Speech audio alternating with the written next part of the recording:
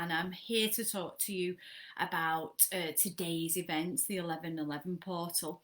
So, um, today's an important day because obviously we're seeing it all over Facebook that there's an 1111 portal, and that this is a time for manifestation and all of those worlds we kind of always hear in the new age, don't we? So I just like to make everything real. My role as a mystical teacher and guide is to make things more real, because things get lost in all this new age language that tries to mystify, make it mystical and unreal. So I'm going to make things real. So today in the 1111 portal, we're seeing an opening for an expansion of our consciousness, and what that means is for us to take a deeper look at ourselves. So we should all be using today, really, after the 1111 opened, to take a deep look at our own self and ask ourselves, what are the current times showing us? What do we need to change? What in our life is not in harmony, not in peace? What needs to move so that I can live a more harmonious life? And harmony is very difficult, isn't it, in a climate like we're in, where we've got a lot of social unrest and a lot of other things happening in the collective. So I have had a lot of insight about this time, and I know beyond the dark movements that are happening, there's also a great big divine design, as I call it, that is also embarking in these spaces. Wherever there is darkness, a light emerges. That's how it works. So as darkness swoops in, light can also come into those spaces and open them up. And so for me, it's about asking yourself, where is the spaces of dark in my life at the moment? What darkness, as in behaviors and challenges or situations in my circumstance, are dark? How can I bring light into those circumstances? So we're making decisions in this climate that are very important, or we will be making decisions that are going to take us off track. And I am seeing this a lot with my clients recently. So they are currently being asked to make some big decisions and some minor decisions, and those decisions can either keep them on course or completely take them off. And it's so sad. Over the last year, I've seen people fall off this path. I've seen people fall out of the work. I've seen people go grasp the lighter, easier stuff because it got too difficult. And I understand that. I understand that life sometimes throws difficulties at us, but those difficulties, those challenges are essential for our growth, and they get given to us so that we can grow as people and that we can allow our soul to grow. So a lot of these difficult situations in 2020 and 2019 actually threw people off the path. Some people took decisions that were the darker path, so they decided to go to a darker path, and that has taken them off this tract of going to the light and doing what's right for themselves and for the collective at times like we're in. So I just wanted to make people really aware of that. Think about your decisions that you're making, the decisions that you're making out of shadow, and the decisions that you're making because your soul is saying do it, and also the places where your soul is saying do this, do that, and you're ignoring it. So this is a big crossroads today. What do you know that you are not acting on? What do you know about your current situation, your relationship, your job, whatever, and that you're not doing anything about it? What are you not doing? And that's what I'm going to be asking myself today. What is being shown to me that needs to change, that I am not doing? And I'm going to look in all areas of my life, relationship, friendships, work, everything, and search and dig deep for that. So what in my life do I need to address?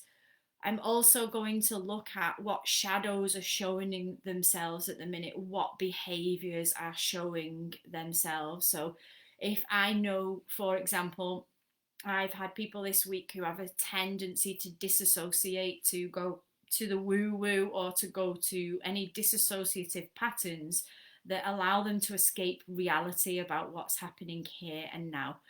And so think about what patterns that you go into. Do you go into lazy? Do you go into avoiding? Do you go into doing too much? What do you go into that could be avoided? And that will really help you try to open up those shadow patterns and behaviors that will allow you to go through this portal with more power and more gusto, because they will drag you behind. So think about those shadows. The shadow is rising at the moment. People's shadows are rising. I said to a colleague the other day, it's crazy how clear that we're seeing other people's shadows. It's crazy how clear we can see other people's bad behaviors, negative behaviors, or the behaviors that are actually getting them in trouble or causing problems in their lives. And we can't go around sharing that with people. We could if we lived in a better society. And I like to share that with friends. If I see friends in a situation, I like to share the truth that I see and the shadow behavior that I see that's getting them into trouble or not allowing their life to be how it should be. So you are noticing people's shadow behavior, the things that they do that harm themselves. And you are doing it too, as I am, and other people will be able to see that. Who is around you at the moment? Who do you trust? Who do you know really cares for you, that can call you out on your bullshit? This is essential for the path. On this path, you need somebody who calls out your bullshit. So I work with a shadow analyst, or I have people around me who are prepared to say to me, Colette, sit down, Colette, stop. So who is around you that will speak to you when you are in shadow and point that out to you? This is going to become more important. Are you surrounded by people that you can also say, look, this is your shadow behavior? And that's going to really allow us to grow if we are choosing to be around people who are willing to put their neck on the line and tell us about our shadow behaviors. So who is that for you? Who is that person that will call you out? And I seek that professionally with, like I said, a shadow analysis, a Jungian shadow analysis, because it's important and vital for me to know my shadow. Who calls your shadow out? Who do you allow to share those things with you? And how does that make you feel? I mean, because it makes you triggered, it makes you defend, it makes your ego want to go to explain or to run away. So just keeping that in mind, as the shadow, collective shadow rises, so is yours, and so are other people's around you, and it becomes very clear.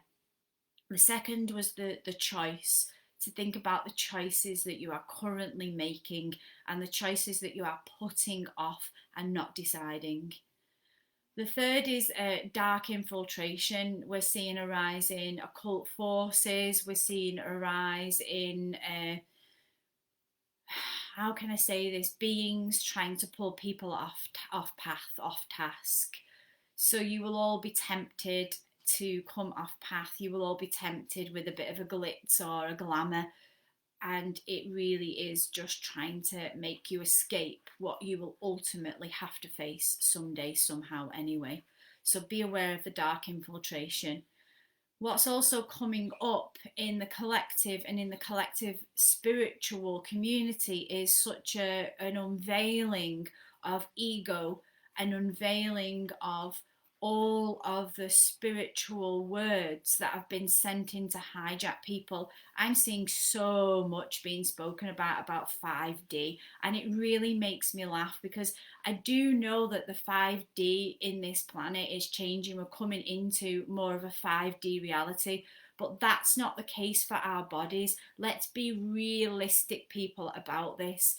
The Gnostical path will teach the map of coming from a 3D human being into a 5D human being, and it's long and it's hard and it takes discipline, and it asks you to go to all those places of healing, of wounding, and the Kabbalistic tree of life is shows us that map.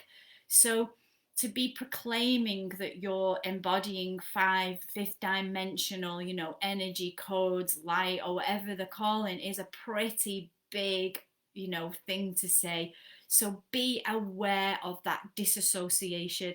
As the fifth dimensional energies and the age of Aquarian, as everyone keeps talking about, we've got to go through a darker portal first. The darkness portal has to be walked through. We don't walk through the age of Aquarian and flowers fall on us and gold, showers us. There's a whole load of work that needs to be done before. So look out for these words in our collective, 5D, speaking to higher beings, and all the other things like twin flame, soulmate, templates, king, queen. They're all out there. I could write a big long list of these algorithms within the spiritual community's language that is trying to hijack us into bypassing what's actually going on and what's here for us in the here and the now. Anybody who is transitioning into the 5D body or the golden energy is not on Facebook, and they're definitely not teaching here. So be aware of this trap. It's a trap. The second trap that I've been seeing is this speak of the dark night. So a dark night of the soul. And I've worked with a mystical teacher who has been through a dark night of the soul that's configured into transformation and enlightened state, is a complete obliteration of who you are. We all tend to want to say have been through a dark night when we've split up with a partner, or we've lost a loved one, or there's been some traumatic event in our life. But that does not equate to a dark night of the soul. The dark night of the soul, and any of you who really want to know about this, there's so much out there, go Google it, go look it up, is when you are completely and utterly obliterated on many levels, so that the ego is squashed so much that you do not even know who you are, where you are, and what you are here to do. So my teacher describes this as a complete insaneness, where they lost sight of who they even were, their name. They were a blithering mess, and they then encountered the whole of divine light coming through their body, and it lasted for like 10 years.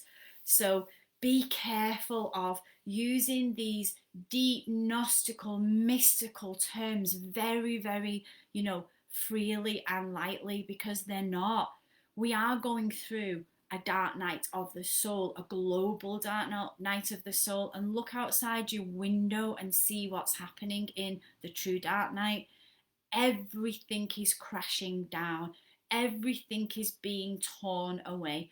I've been seeing people saying, oh, they're losing pages, or they're losing books that they've written, or courses, or anything that is lost during this time needs to be lost. It needs to go. And I can relate to that in the sense that, I think it was 2 years ago, I went to see the Black Madonna of Toulouse, and she's meant to be a very, very powerful Black Madonna. And I found out that to be true when I knelt before her and asked her in that dark church of hers to take and rip everything from me that I didn't need, only to return from the church to find that everything I had been stolen out of the car that I travelled in. So my laptop, money, passport, and it took me through a very chaotic time. All my work was lost, and it was needed to be lost. It needed to go.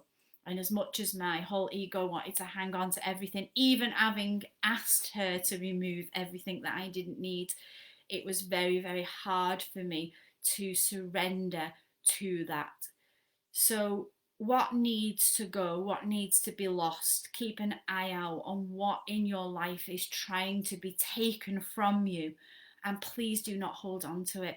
let it go. It needs to go, and in place, something new will come. So I'm going to leave it there for today, and I will join you all for another live soon as topics come up in this collective dark night of the soul for us all, and share what best way to work through it. So enjoy the portal today. Really open up yourself to inner questioning.